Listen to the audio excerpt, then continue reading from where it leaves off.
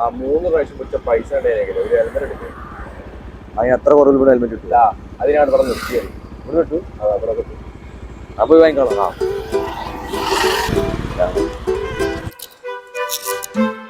നമുക്ക് ഒരു വില കുറഞ്ഞ ഹെൽമെറ്റ് ഒന്ന് സെറ്റാക്കി തരും.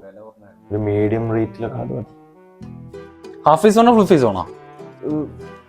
ഹാഫ് മതി. എങ്ങനെ നമുക്ക് ബഡ്ജറ്റ് വേണ്ടേ? ബഡ്ജറ്റ് ഒരു 3-4-5 ഫൈന് പിടിച്ചാൽ സ്ഥിരം പരിപാടി അത്. മോഡലിന്റെ ഹാഫില് വരുന്നുണ്ട് 1500 കാറ്റഗറി ഉള്ളത്.